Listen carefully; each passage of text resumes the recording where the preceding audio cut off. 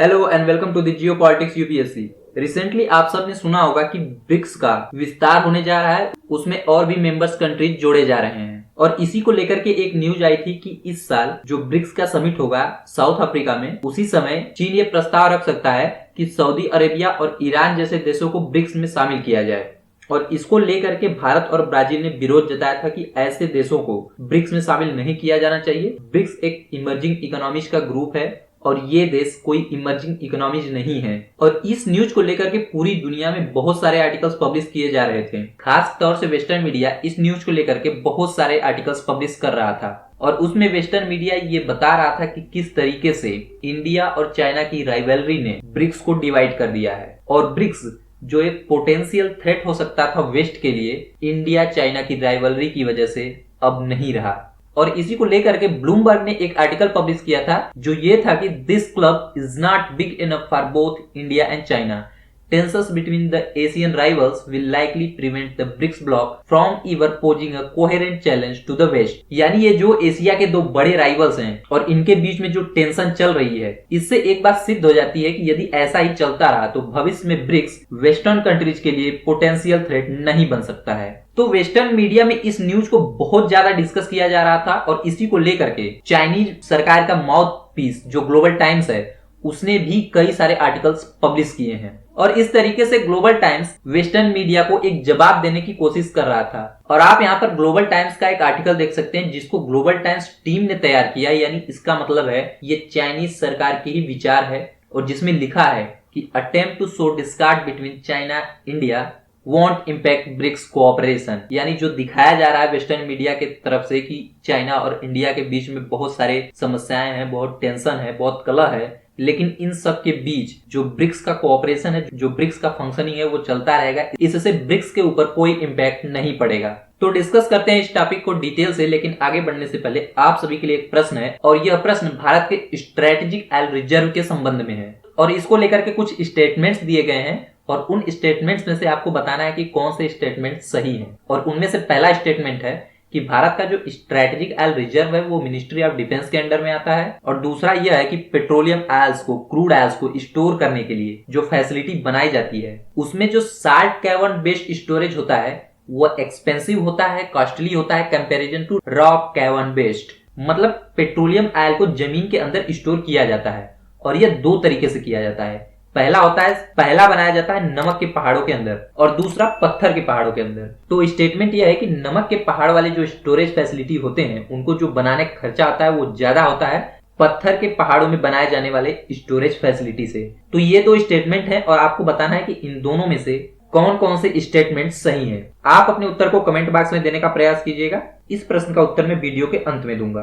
All right, तो आप सबको पता है कि ब्रिक्स की स्थापना साल 2006 में हुई थी और उस समय केवल 4 ही देश इसके पार्ट थे और वो 4 देश थे ब्राजील, रसिया, इंडिया और चाइना। और इसका फर्स्ट जो समिट हुआ था वह 2009 में किया गया था। और जो साउथ अफ्रीका है यह 2010-11 के आसपास ब्रिक्स को ज्वाइन करता है और इसका पूरा नाम ब्रिक्स से बदल के ब्रिक्स हो जाता है। और जो ये पूरा ग्रुप है ये बनाया गया था कॉमन इंटरेस्ट को शेयर करने के लिए, ब्रिक्स देशों के बीच में ट्रेड को प्रमोट करने के लिए, ताकि इन देशों में डेवलपमेंट हो सके, इनकी इकोनॉमीज इंप्रूव हो सके, इनके देश के सोशियो इकोनॉमिक को भी इंप्रूव किया जा सके। तो ये कुछ गोल थे ब्रिक्स के।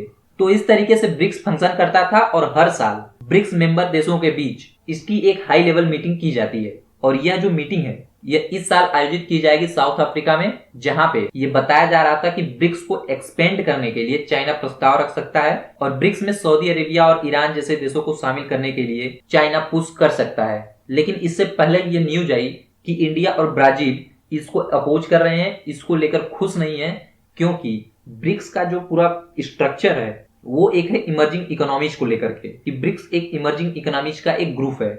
लेकिन सऊदी अरेबिया और ईरान जैसे देश कोई इमर्जिंग इकोनॉमीज नहीं है और इन दोनों देशों के ऊपर चीन का ज्यादा प्रभाव है। तो इन दोनों देशों को ब्रिक्स में एंट्री देने का मतलब है कि चाइना का प्रभाव को ब्रिक्स में और बढ़ जाएगा। तो इन सब मुद्दों को लेकर के इंडिया और ब्राजील ने इसको अपोज किया है कि ये देश ब्रिक्स में शामिल नहीं हो सकते। हालांकि इंडिया और ब्राजील ने ये कंफर्म कर दिया है कि ब्रिक्स को एक्सपेंड करने के लिए हम तैयार हैं, लेकिन हम चाइना के शर्तों पर ही तैयार नहीं होंगे। और इसी को लेकर के वेस्टर्न मीडिया बहुत सारे आर्टिकल्स पब्लिश कर रहा है, क्योंकि जो ये ब्रिक्स का एक्सपेंशन है इसको लेकर के जो वेस्टर्न कंट्रीज है वो काफी चिंतित है, वेस्टर्न मीडिया बहुत चिंतित है।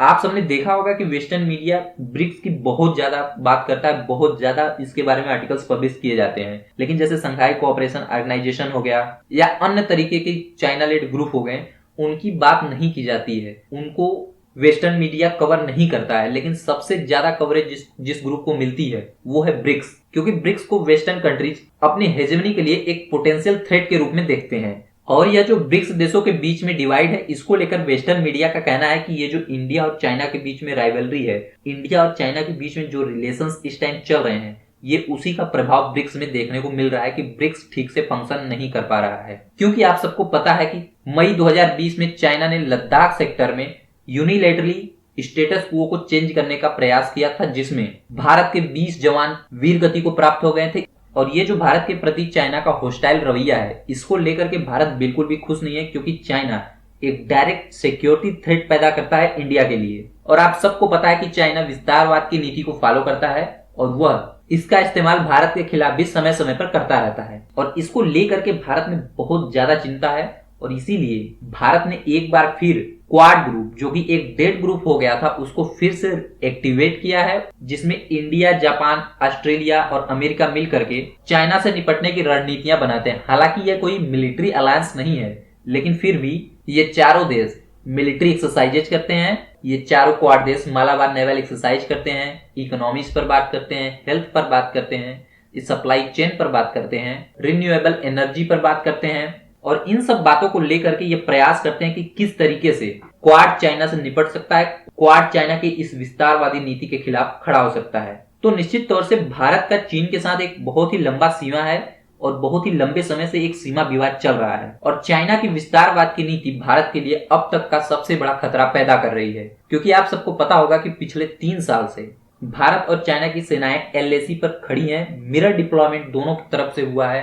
पर अभी तक कई राउंड के बातचीत के बाद भी ये मामला सुलझ नहीं सका है। तो निश्चित तौर से चीन भारत के लिए एक बहुत बड़ा खतरा है, और यह ब्रिक्स में भी देखने को मिल रहा है। तो अब सवाल ये आता है कि ब्रिक्स वेस्टर्न कंट्रीज के लिए इतना इंपॉर्टेंट क्यों है, यह वेस्टर्न कंट्रीज के लिए एक पोटेंशियल थ्रेट क्यों है। तो देखिए, इसके पीछे कारण यह है कि ब्रिक्स ने कई ऐसे कदम उठाए हैं जो डायरेक्ट वेस्टर्न हेजेमनी को चैलेंज करता है। इसमें एक सबसे बड़ा कदम यह है कि ब्रिक्स कंट्रीज ने मिल करके एक न्यू डेवलपमेंट बैंक की स्थापना की है, और जिसमें $100 बिलियन तक के इन सभी ब्रिक्स देशों ने इन्वेस्टमेंट किया है। और यह जो बैंक है, ये डायरेक्टली टक्कर देने के लिए बनाया गया है वर्ल्ड बैंक को और IMF को, क्योंकि आप सबको पता है कि अमेरिका का इन्फ्लुएंस IMF पे बहुत ज्यादा है, और इस तरीके से अमेरिका वर्ल्ड इकोनॉमीज पे कंट्रोल करता है। और इसी को लेकर के ब्रिक्स कंट्रीज ने न्यू डेवलपमेंट बैंक की स्थापना की है, जो ठीक IMF की तरह ही दुनिया के अन्य देशों को लोन बांटेगा, उनकी इकोनॉमिक क्राइसिस में सहायता करेगा। तो इस तरीके से जो वेस्टर्न कंट्रीज का ये हेजेमनी है, उसको तोड़ने का प्रयास ब्रिक्स कर रहा है। इसके अलावा वेस्टर्न कंट्रीज के लिए चिंता की बात यह भी है कि ब्रिक्स ये प्लान कर रहा है कि वो अपनी खुद की करेंसी लेकर आएंगे, ताकि अमेरिका के डॉलर को चैलेंज किया जा सके और डॉलर के एक पोटेंशियल अल्टरनेटिव रूप में ब्रिक्स करेंसी को पेश किया जा सके। और वेस्टर्न कंट्रीज इसलिए भी ब्रिक्स को लेकर के चिंतित रहती हैं, क्योंकि ब्रिक्स का एक्सपेंशन उनके लिए एक नया थ्रेट पैदा कर सकता है। क्योंकि फिलहाल ब्रिक्स में अभी 5 देश हैं, और यदि ब्रिक्स का विस्तार होता है, फ्यूचर में यहाँ पे 10 देश 15 देश जुड़ते हैं, तो ब्रिक्स का नाम भी चेंज होगा और ये एक बहुत बड़े वर्ल्ड ऑर्डर के रूप में उभरेगा। तो जिस तरीके से G7 है, G20 है, इस तरीके से इसका नाम हो सकता है। चूंकि इसमें कोई वेस्टर्न कंट्रीज शामिल नहीं होंगी, तो ये वेस्टर्न कंट्रीज के लिए एक बहुत बड़ा पोटेंशियल थ्रेट होगा, जो वेस्टर्न कंट्रीज के हेजेमनी को डायरेक्ट चैलेंज करेगा। तो ये बहुत सारे मुद्दे हैं जिसको लेकर के वेस्टर्न कंट्रीज इसको लेकर के काफी चिंतित रहती हैं। तो अब प्रश्न आता है कि ब्रिक्स चाइना के लिए इतना इंपॉर्टेंट क्यों है। तो ब्रिक्स के जरिए चाइना चाहता है कि अपने न्यू सिल्क रोड यानी बेल्ट एंड रोड इनिशिएटिव को और आगे बढ़ाए, ब्रिक्स कंट्रीज में उसको लेकर जाए। और वो ब्रिक्स के जरिए चाहता है कि डॉलर के मुकाबले नई करेंसी लाई जाए, ब्रिक्स करेंसी लाई जाए, और उसमें चाइनीज करेंसी का इस्तेमाल पे ज्यादा जोर दिया जाए, जिससे डॉलर को एक इंटरनेशनल करेंसी के रूप में रिप्लेस किया जाए और उसके स्थान पर चाइनीज करेंसी को यूज किया जाए, ताकि चाइना एक नए वर्ल्ड ऑर्डर में अपने आप को सोल सुपर पावर की तरह दिखा सके। तो ब्रिक्स के जरिए ये सब कुछ चाइना चाहता है। लेकिन अब इंडिया का पोजीशन इसमें क्या है। तो आप सबको पता है कि भारत और चाइना के बीच में रिलेशंस अच्छे नहीं है, बॉर्डर पे इशूज चल रहे हैं, दोनों देश के बीच में रिलेशंस बिल्कुल लो लेवल पर हैं। और इसी को लेकर के ब्रिक्स में डिवाइड दिख रहा है, क्योंकि भारत ने ये साफ साफ कह दिया है कि हम ब्रिक्स की करेंसी को सपोर्ट नहीं करेंगे। डॉलर को रिप्लेस करके हम कोई नई करेंसी नहीं लाना चाहते हैं, लेकिन भारत अपनी करेंसी रुपए को बढ़ावा देने के लिए काम करता रहेगा। इसके अलावा भारत ये चाहता है कि ब्रिक्स का एक्सपेंशन तो हो, लेकिन उसमें ऐसी कंट्रीज न शामिल की जाए जो इमर्जिंग इकोनॉमीज न हो, केवल इमर्जिंग इकोनॉमीज को ही शामिल किया जाए। और खास तौर पे उस पे भारत का ज्यादा फोकस होगा डेमोक्रेसीज पे।